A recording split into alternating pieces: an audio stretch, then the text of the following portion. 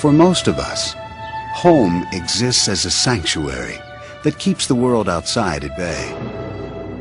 For some, eerie sounds and visions turn their safe havens into prisons of fear. They believe that ghosts are living out a curse to inhabit their homes, forcing them to confront the haunting terror of the unexplained.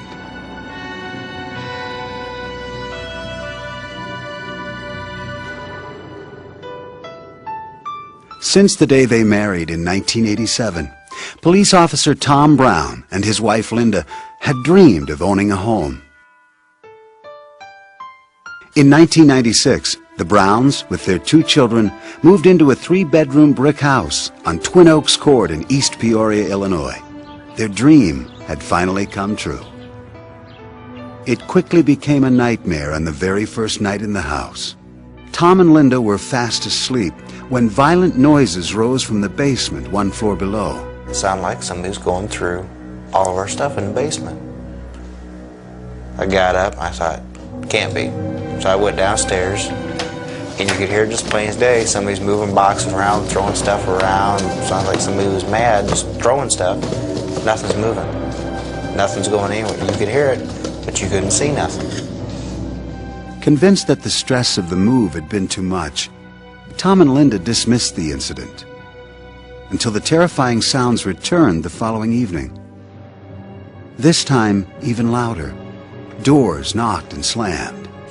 Heavy footsteps shuffled on the linoleum kitchen floor, just outside their 3-year-old daughter Chelsea's room. I heard squeaks on the floor, and it was just like someone was walking in the floor. I kept hearing these noises again, and I was just really scared. And I went back in, I sat on the edge of her bed, and I still didn't see anyone out there, but I heard the noises, and it was unbelievable. But it was like someone was watching Chelsea and I. Tom and Linda were beginning to believe that someone was watching them, someone they couldn't see. Then one night, Tom caught a glimpse of something he'll never forget. And the cat is in the living room, hissing and screeching and that, like he's in a cat fight. And all of a sudden, I saw this person dart into my son's bedroom. I got up, I ran in there as fast as I could. Nobody, nothing. I checked the closet, checked the bed, checked everything, and there was nobody anywhere. The Browns, who had always been skeptical about ghosts, began to fear that their new home was haunted. I tried to be rational about it and try to figure out what was going on, and I never could come up with anything. Frightened by the strange occurrences, Linda, who had become a believer, desperately wanted to move. I had it. I told Tom this was our first house, and I said, we're moving. We are moving in springtime. I said, that's it. I can't handle hearing things all the time and scaring me half to death. Tom, still searching for an explanation, went across the street to talk to Shirley Venyak. Her son had sold the house to Tom. Well, I asked Shirley about noises or ghosts or anything in that, and she had got this dumbfounded look on her face like, I can't believe you said that. And then she said, you hear him too. Shirley told Tom that her parents had built the house and lived there until the late 70s. Her father, Stuart Wall, known as a caring and generally happy man, suffered a stroke in 1974 that left him disabled and deeply depressed. The thought of being a burden to his family gnawed away at his will to live. One evening, he walked to the closet of the back bedroom, where the Browns' 2-year-old son now slept, pulled the belt from his pants, and hanged himself. Shirley discovered her father barely alive and cut him down. As he lay dying in her arms, she thought he was trying to say, I'm sorry. He never did. Shirley told Tom she believed the spirit of her father was trapped in their house, still trying to say, I'm sorry. The story finally convinced Tom that he and his family were living with the ghost of Stuart Wall. Tom felt helpless with nowhere to turn until he read in the local papers about a man who investigated hauntings. Rob Conover, a former private investigator, used to dismiss those who believed in ghosts. Until one night when he set out to prove that a so-called haunted building was a fraud. I was very sure there was nothing there, and things started to happen to prove otherwise. I walked through the door, and as I did, it felt like thousands of little cold icicles blew through me. And it got quiet. And I said, they're gone. And I think it was at that point I said, there's something to this. And when I came out the next morning, I had a whole different attitude. This experience made Conover a believer, forcing him to change his title from private investigator to paranormal investigator. From then on, he devoted himself entirely to ghost busting. After he spoke with Tom about the supposed ghost of Stuart Wall, Conover reluctantly agreed to investigate. There are a lot of times I have to go tell people, no, you don't have a spirit. This is what's making the noise, whether it be a unruly refrigerator or air circulating through the vents at a certain time, causing a sound that sounds almost human-like footsteps or moaning or screaming or things like that. The Ghostbuster claims, however, that he can tell when a ghost is real. He says he is sensitive to what he calls energies in houses that contain spirits. He searches for supposed cold spots, which he says signal the presence of a ghost. When I walk into an area where there's a spirit, there's a feeling that comes over me that is very hard for me to describe. The closest I can get is to say it's like a cool electrical shock without any pain, from toes to head. After the initial interview with Tom and Linda, I did a walkthrough and definitely picked up feelings. This is the room where it took place, isn't it? Conover sensed the ghost in the same places where the Browns had heard the noises. He was certain that Stuart Wall had become a tormented spirit, prowling the halls of what was once his home, and now his purgatory. Conover resolved to help the ghost find his way out of the land of the living and into another level.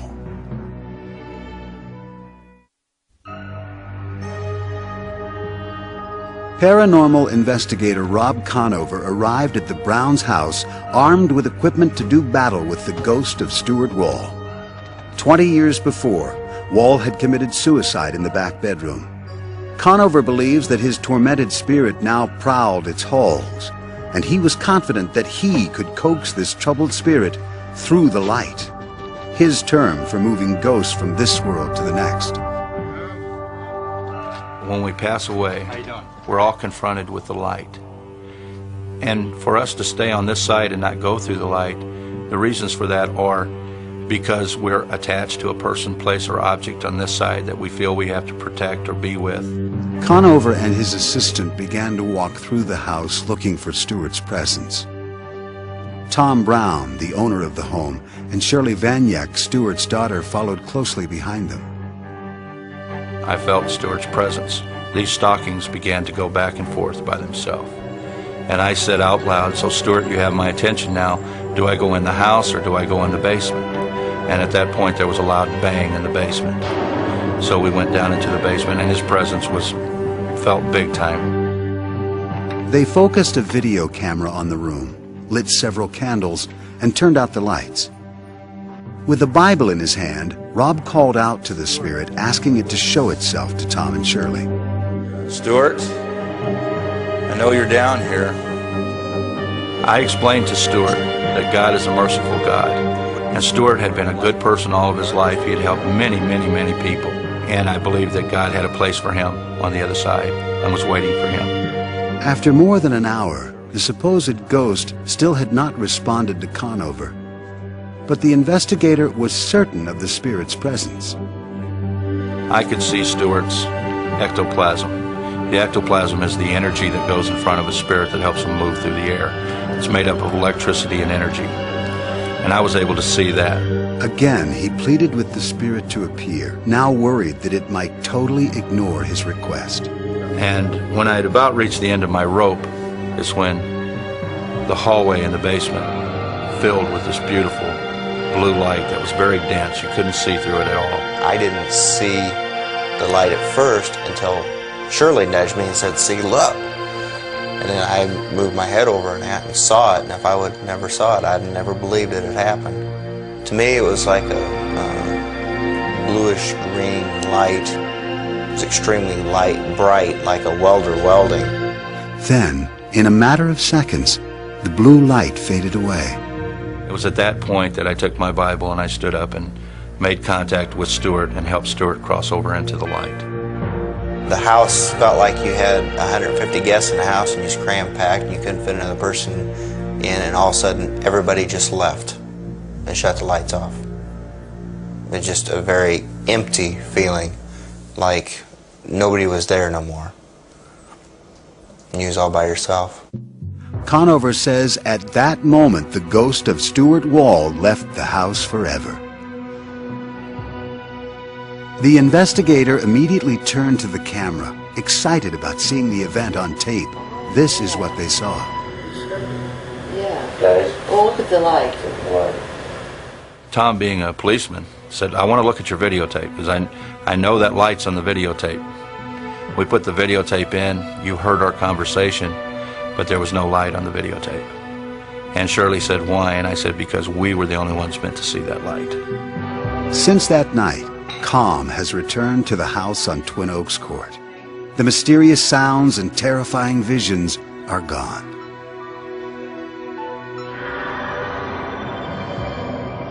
Did the ghost of Stuart Wall pace the floors of this house? Was that spirit finally ushered to another world during this ritual? Skeptics say emphatically that ghosts do not exist, and that logical reasoning can explain all anomalies linked to spirits. Professor of psychology Terence Hines believes the Browns' ghost is a figment of their imagination. When you go into any new house, new to you, there are going to be strange sounds and events that you're not familiar with. And so if you go in thinking, my God, somebody committed suicide in Johnny's room, and you hear something odd, it's very easy to think, oh, maybe that was a ghost. It was particularly easy for Linda Brown, who had grown up next door to the Walls and was 6 years old when Stuart Wall committed suicide. As a child, she didn't know how he died, but as an adult, she learned the tragic truth. Hines thinks this must have contributed to Tom and Linda's conclusion that the strange sounds and visions were caused by a ghost. Hines says this is natural. The human mind is actually pre-programmed to enforce order under strange experiences. The human brain is set up to create perceptions, especially when we're faced with kind of random nebulous stimuli. The brain frantically tries to wire them all together to make some coherent sense out of that. Believers in ghosts like parapsychologist Lloyd Auerbach disagree that the ghost of Stuart was purely a function of Tom and Linda's perception. He argues that when several witnesses are reporting the same or similar experiences, as happened in the Brown house, those witnesses must be taken seriously. It's a subjective experience experienced by many people across many years, which lends very much credibility to there being actually something there, and that it wasn't just imagined by people. And that's what we look at, is how many people, how many witnesses there are, what kind of corroboration we get. Witness testimony in hauntings seems to be fairly consistent. Eyewitness testimony is unconvincing because you can get eyewitnesses who will swear on the proverbial stack of Bibles that they've seen things that we clearly know don't exist. For example, you can find, if you go back to the Middle Ages, you can find people who swear that they saw witches flying on broomsticks across the sky. And I have no doubt that they really think they saw that. Conover and the Browns are certain they saw a blue light. But Tom Flynn, a skeptic who has examined hauntings, says that if they did, it should have shown up on their videotape. Video cameras respond to the same spectrum of colors that the human eye does. So if you're pointing a video camera at something and you see a blue light, so should it. So I think it's very revealing that these three people report that they've had this experience, and yet their own videotape doesn't verify it. Flynn also says that several of Conover's claims that he feels a presence can move spirits through the light, and is able to see ectoplasm, are based on mythology commonly used by those who believe in ghosts. One of the stock tricks that spirit mediums would do at their seances, starting about in the 1860s, was to produce ectoplasm. We know now that 19th century mediums were using sleight of hand tricks, but out of this came the tradition that this ectoplasm, this kind of semi-material stuff, existed that pertained to the ghosts. Believers say that Conover may be relying on terms from popular culture, but his ritual appeared to be effective. Since Conover's visit, the Browns are no longer plagued by mysterious noises and phantom footsteps. The Ghostbuster that came into Tom and Linda's house may have had some genuine ability to affect the environment. This one Ghostbuster did something. What he did worked. Professor Fanook encounters that the best way to eliminate imaginary ghosts is by using imaginary ghost busting. This is psychological relief more than anything else. In other words, he said the things these people wished to have said. He did the things which seemed to be appropriate to what they wanted to see and hear. Was the apparition of Stuart Wall's ghost a shared vision or a shared illusion? Does the mind make the senses lie? Or do troubled spirits of the dead roam this earth? The answer depends on your belief in the supernatural. For some who say ghosts haunt their lives, relief comes when the spirit leaves or the victims depart. For others, no house can be a home. For these families, there is no respite and no escape.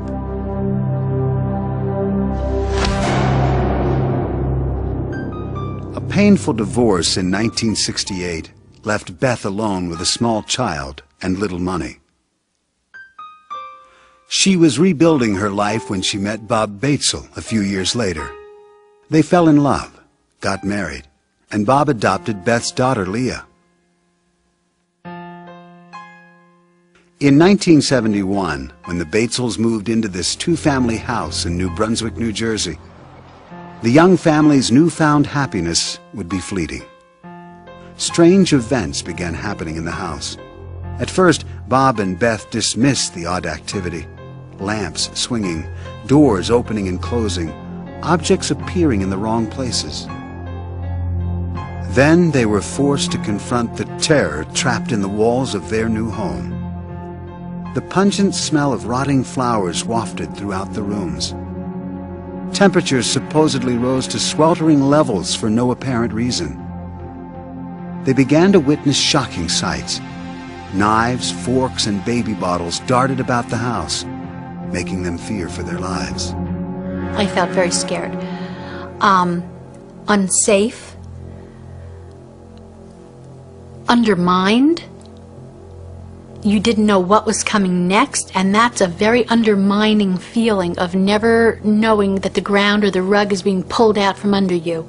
So you didn't know what to expect, so you were always aware. So the stress level was very high. The ghastly events escalated.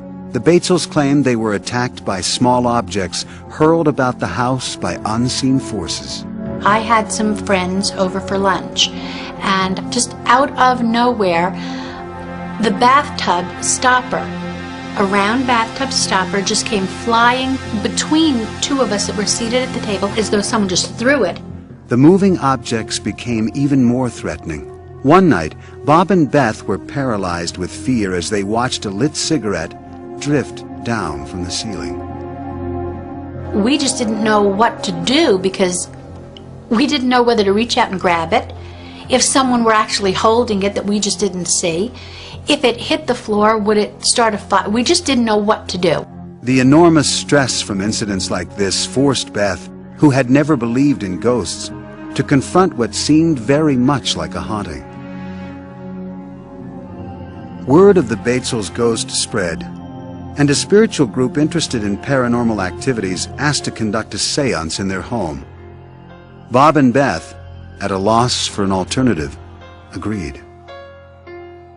We felt we were drowning in a sea of phenomena that we could not explain. We had never had this before, we didn't know anything about it at the time, and we needed help. The group gathered with Beth and Bob around the dining room table. They closed their eyes and joined hands. When the psychic called out to the spirits, the ghost began to speak through her. Beth secretly taped the proceedings. Can you tell us your name? It's my land. And you get out. Well, if we could investigate to see if it is your land, maybe we would get out, but you'll have to help us and tell us what your name is. My name is George Baxter. George Baxter? This land belonged to me.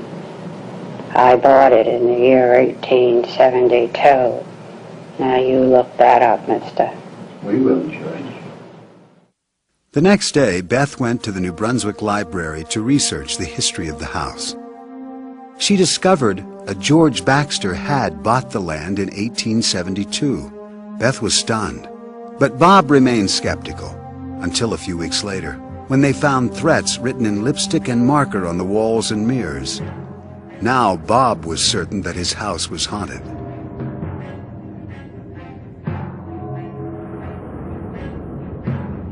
The angry ghost became brazen, scribbling harrowing messages to the family. What you see here are the actual notes that Bob claims were written by the ghost. As the alleged hauntings escalated, the Batesels could no longer keep their 8-year-old daughter safe from the ghost. I knew something was going on. You'd have to be an idiot not to know something was going on when on your 8th birthday you wake up in the morning and there are red crosses all over the walls and the words "Go Dead" written. In 1972, Beth gave birth to their second daughter, Lisa. The threat to both children loomed larger. According to Leah Batesel, by that time the ghost had already done irreparable damage to her childhood. It is a hell house. It's the house from hell. As far as I'm concerned, that house destroyed what prior to moving in there was a normal 4-year-old girl. I hate that house. Beth grew to hate the house too. She knew her daughters were frightened, and she felt that she had no way to protect them. When you touch my child, that's the line.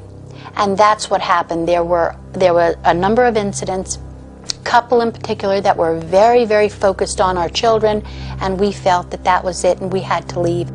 Unwilling to do battle with their ghost any longer, the Batesels packed up all their belongings and moved, certain they were leaving the violent spirit behind.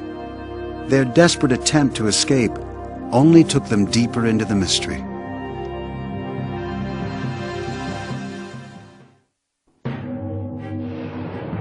Bob and Beth Batesel and their 2 young daughters fled their home in New Brunswick, New Jersey, believing they were escaping the terror of the ghost that haunted them there.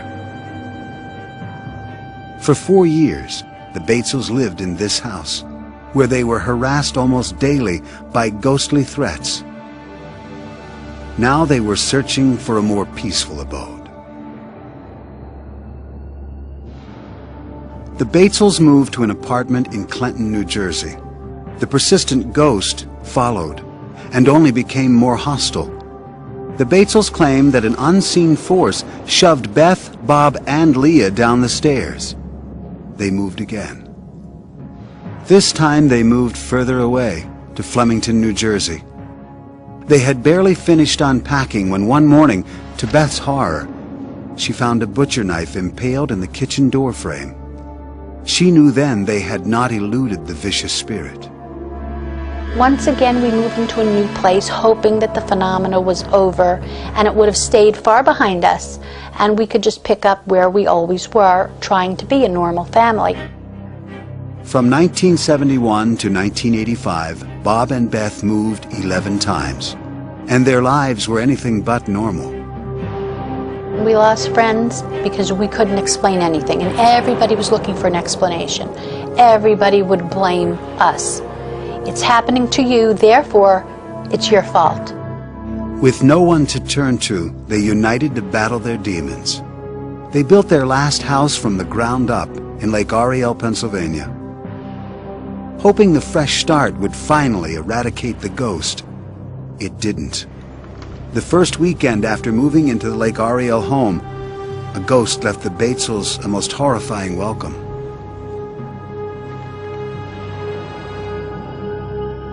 It was well past midnight when the Batesels were startled out of bed by hysterical crying. Rushing to their daughter's room, the Batesels found her terrified, screaming that her cat was hanging by its neck from the doorway with its eyes gouged out. The Batesels saw nothing. This ghost-like apparition had disappeared. Several nights later, the Batesels were again startled out of their sleep as the glass in picture frames hung in the living room spontaneously exploded, shattering glass throughout the house. It's really difficult to describe how you feel when you're in the middle of a whirlwind. But we have stopped asking why because we're too busy dealing and living with it. Most reports of hauntings link the ghost to a place. The Batesels believe that in their case, ghosts come to them. We have come to understand that there are hauntings which are attached to a particular place and remain.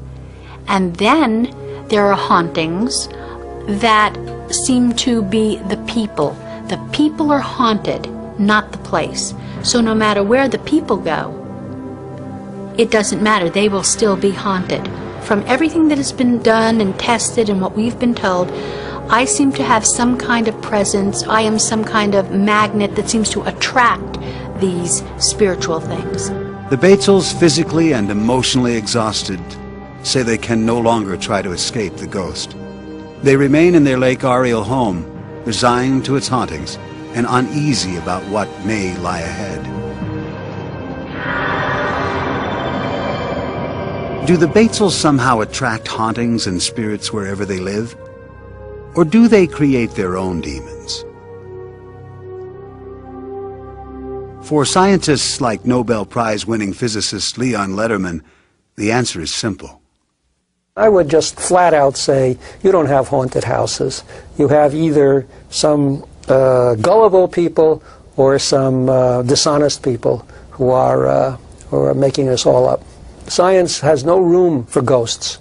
Psychologist Carl Schlotterbeck has found room for ghosts. He investigated the Batesel stories, came to support the family's claims, and joined Beth Batesel in co-authoring a book about her experiences. I became a believer fairly quickly. You could walk through the house and feel in different rooms. In one room it was difficult to breathe even. And recordings made in that room were fainter than they were in the rest of the house. In other places you could feel things in the air. Schlotterbeck believes the Batesels found ghosts at each of their households because the entities were attracted to certain inviting qualities in Beth Batesel. One investigator referred to her as an undeveloped psychic, perhaps. Other people have just referred to her as a magnet, that her warmth and her caring about people actually extends into the other world, and that lost souls who haven't crossed on find her a warm and comforting presence to be around. Letterman points out that none of this is scientifically verifiable. The scientific method demands much more than impressions and feelings to validate a claim. To claim that I see this, I have to prove it. The burden is on the owner of that site or the writer of the book. And in 400 years of innumerable claims, no one has ever succeeded in convincing the scientific community. Parapsychologist Lloyd Auerbach finds proof in the Batesels' reports of objects floating and moving through the air. He says that when some people are under stress, Their energy can levitate objects. It's a phenomenon called psychokinesis. Psychokinesis is the ability that we have identified in parapsychology of the mind to directly affect matter or energy, to move things. There's usually a living person there whose mind, or subconscious mind typically, is letting off steam or reacting to stress and is using psychokinesis, mind over matter ability, to move those objects around. Laboratory study after study has tried to find evidence for psychokinesis and hasn't found it. The, again, eyewitness reports of something moving from here to there are very unreliable. Many scientists think psychology offers the best explanation for the happenings at the Batesel households. Psychologist and retired Professor Robert Baker says that in over 50 years of investigating claims of hauntings, he's found ghosts in only one place. In the human mind. It is an invention of the human mind, and they have invented ghosts because ghosts provide a great deal of psychological satisfaction to the people who believe in them. It fills a gap, a void in their lives. Finucane suggests it may be easier for Beth to confront imaginary ghosts than face real issues. Ghosts can be used by particular members of the family for their own purposes as a method of self-defense, if you like, psychological self-defense, when things are going badly in the rest of the family's existence. Perhaps this is a way of seizing upon some degree of certainty for those people involved or those individuals involved. Perhaps this is a way that Mrs. Batesel, in her own case, chose to solve some of her dilemmas as they arose in her family. Are the more than 20 years of the Batesels family's supposed hauntings the work of active spirits or an overactive imagination? Skeptics and scientists point to the lack of compelling evidence for the Batesels' claims. Believers note simultaneous sightings of ghostly events and knives driven into door frames. And they see the work of the unexplained.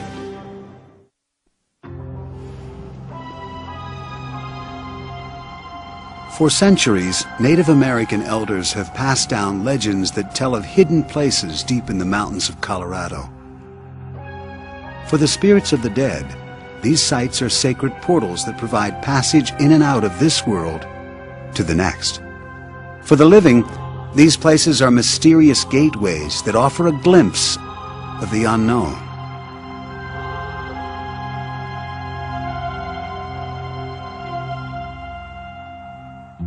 Steve Lee, a truck driver from Dallas, was on a new delivery route driving through the mountains of Colorado. He found the beauty of the area so captivating that he moved his family to the middle of the Black Forest, 20 miles north of Colorado Springs. He bought a log cabin on 5 acres of land, and the boys quickly took to roaming the woods. The forest gave the children a sense of freedom and adventure. Steve took many pictures of his sons to send back to his friends and relatives in Dallas. From the start, he found that strange lights appeared in the photos. I noticed orange beams following around one of my youngest son, and my oldest son I would notice a greenish glow following him around. And soon after that, we started getting things in the pictures like dogs and faces that shouldn't be there. At first, Steve dismissed the pictures, believing that something was wrong with his film. The mysterious lights and phantom fog continued to appear in his photos. Steve became obsessed with taking pictures, and each new roll of film brought more frightening discoveries. Some parts of the house were more active than others. When Steve took pictures of the mirror over his dresser, he was terrified by the reflections staring back at him. In my mirror, there seems to be faces that will appear in there, different people. It's not the same person.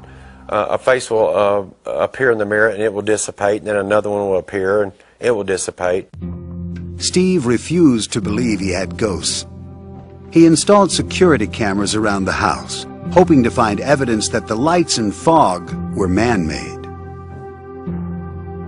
The cameras didn't pick up anything unusual, but Steve continued to be haunted by images he could not understand. He decided to contact Bill Gibbons, an electronics specialist and an amateur investigator of the paranormal. Gibbons arrived with his own video camera. In the evening, he placed the camera in the woods outside the house. This is the actual videotape recorded that night, which revealed a mysterious array of lights. It was not like any type of lightning ball or Kroll discharge that I've seen. The radio tower will discharge a ball of energy and it'll shoot along a line. This energy did not follow any path. It almost looked as if it had a mind of its own. The investigator used a spectrometer to check the strength of electromagnetic and radio waves at the house to make sure they had not caused the lights. That could be caused by colliding microwave energy and radio energy just by the sheer location of the property and how the radio signals intersect each other. We found nothing there, nothing out of the ordinary. The investigator then used a compass to look for magnetic disturbances. In the far corner of the house, Gibbons found that the compass sometimes swirled uncontrollably, unable to settle on a position. Gibbons had worked with energy of all kinds. This kind had him mystified. He finally accepted the idea that Steve Lee's house was haunted. The amount of seemingly random energy and the number of faces in the mirror made him wonder if the log cabin might be sitting atop a spiritual passageway from this world to the next, a so-called portal of famous Hopi Indian legends. The Native American Indians have prophecies of rainbow winds, which is a dimensional portal that they can travel through. Portals and things like these have a significance as pathways and conduits that spirits travel through. Steve Lee still refused to believe that his home could be haunted, but the portal legend intrigued him. He contacted Dennis Houck, an investigator of haunted houses who knew about portals. Hopi Indians and people who believe that in the Black Forest area, which goes back quite a long way, that there is traditionally some type of portal that was open to the other side, and literally hundreds of spirits have gone through. Lee invited Houck to examine his home. The investigator arrived with an infrared camera, capable of revealing energy on film. It shows gradients of invisible energy as different colors. Houck took infrared pictures around the house and collected what he considered possible proof of a ghostly presence. We get all these types of energies when we take pictures on the Lee property. Then if we look at them, enlarge them, without enhancing them in any way, just enlarge them, there's pictures, faces, really, truly identifiable pictures of faces. These really are faces of entities or some type of energy forming. They're within these electromagnetic or infrared phenomena that we're picking up. The strange energy depicted on the infrared film surprised even Houck. Steve Lee still had no earthly explanation for the strange apparitions. The Lees still live in their cabin in the mountains, and they claim that their photographs still show the mystifying lights and the eerie faces. Traces of spirits traveling in and out of this world to the next.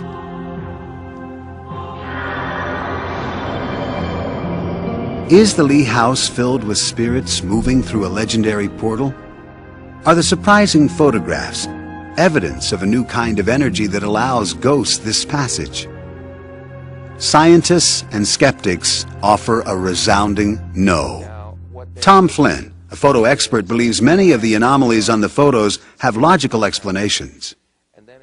I've examined the Lee pictures, and I find far more evidence of common camera problems than of the supernatural. I think that most of these mysterious fogs are various items, including the camera's own strap, that stray very close to the camera, so close that they go out of focus, so close that they're blasted bright white by the on-camera flash. It also creates a lot of lens flare.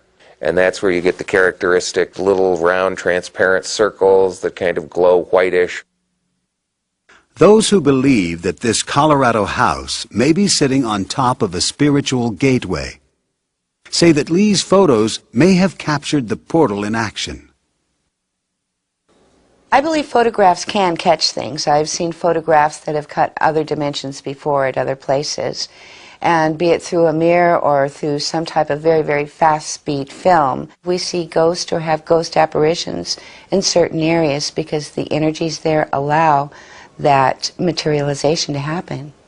Physicist Leon Letterman argues that if believers say there is an energy portal at the Lee house, then they must base their claims on accurate principles of science, not ghostly photographs. There are many, many unknowns in science, but there's a difference between a scientific unknown and a claim that there are sacred spots or haunted houses which can't be authenticated by science. They're just natural phenomena that are misinterpreted by people who desperately want to believe that and have no idea of how science works. Neuroscientist Dr. Michael Persinger does know how science works. He says that geophysics can explain the mysterious lights on Steve Lee's property. When you have geophysical forces focused, even small ones, little teeny ones from the point of view of geophysics, but when you focus them into a small space for a brief time, you can get tremendous magnetic fields generated. If that takes place, you can get fluorescent and light thresholds generated, very much like a will-o-wisp or electrostatic discharges. And if it's above the luminogenic threshold, you can photograph like any other kind of electrostatic phenomena. Persinger says that these strange anomalies in the Earth's natural electromagnetic field are found in many supposedly haunted sites. And sometimes they intersect with the brain waves of people who live there, producing haunt-like feelings. It's a theory he has tested in his Sudbury, Ontario laboratory. Many of the kinds of patterns of fields that are generated in haunted areas that we have found are very complicated. Brief, transient fields, erratic shape. If these forces stimulate the brain, you could have feelings of a presence, the sounds of footsteps or movements or voices, and of course that ever-present presence, that there's something looking at you. All of these symptoms mirror events described by the Browns at the height of their supposed haunting. This might also explain why Beth Batesel is not able to escape the ghosts that have haunted her for more than 20 years. Certain highly creative people are more sensitive to these mysterious geophysical forces than others, a fact that for many believers justifies their claims of ghostly encounters. Even though people are sensitive, it does not mean that they're crazy. It surprises me the number of people that have come out of the woodwork to tell me about a light that they've seen in a dark room or a deceased relative that has come back to visit them. And so that this is a much more common phenomenon than we think, but people are hesitant to talk about it because of the implication of some kind of psychopathology. Some skeptics think that belief in ghosts persists even in the face of scientific skepticism because it stands as such a deeply held cultural belief. In a sense, ghosts are in people's heads, but in another sense, culturally and socially, they do exist for them, and indeed for many other people in that society. They are human constructs. So is music, so is poetry. I mean, we have to accept these things, these ghosts, all to be respected as creations of the human mind. Believers object to the idea that ghostly encounters are creations of the human mind. Rather, they insist that hauntings deserve respect because the restless spirits are real. When you come face to face with it, then you have to deal with it as reality, because when you're face to face with something, it is reality. From restless spirits to ghostly gateways, hauntings have the power to instill terror and fear in those who believe in them. Is the ghostly presence actually the work of our own creative minds? Or is it the labor of troubled spirits cursed to roam the earth? For those who have experienced a haunting presence, They know they are living on the threshold to the unexplained.